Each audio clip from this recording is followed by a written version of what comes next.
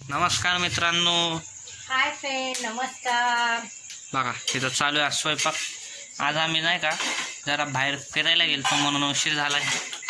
म्हणून म्हणजे खूप उशीर झाला मित्रांनो. आणि काय झालं तर आता गेलो फिरायला. संध्याकाळी 7 वाजूस तर मला बरं वाटत होतं आणि नेमकं आता कणकणी आली, ताप आला. आता मला नको वाटते स्वयंपाक करायला, नको वाटते म्हणून शॉर्टकट तरी काय आहे. ही चपात्यालाही मोठे मोठे केले मी. आज मराठा पद्धत केली आहे. आणि आता शेंगदाण्याची चटणी करणार आहे. आणि हे सकाळचं बटाटा होता, त्याला नुसतं फ्राय करते. त्याला तिखट मी टाकणार आहे आणि फ्राय करणार. सोलो फ्राय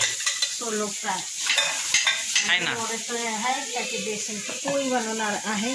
हा, एखादी पोळी जर कुणाला खायची असेल त्यात तिखट टाकते. वडापावाचं बेटर होतं ते त्यांना आवडतं, मग त्यांनी खायचं.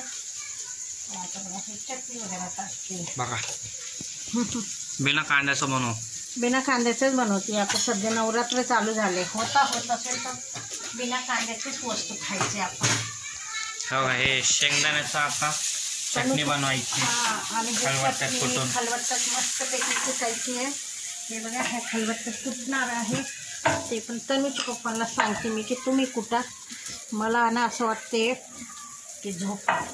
आता त्यांना कुटायला कंटाळा नाही, हातपाय दुखताय, कणकणी ताप कसं येतो अंगात तसं झालेलं त्यांना मला.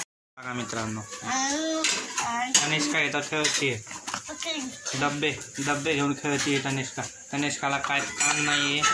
काय तनू? दालचा नाही, डब्बा येतो. पाय सरळ कर.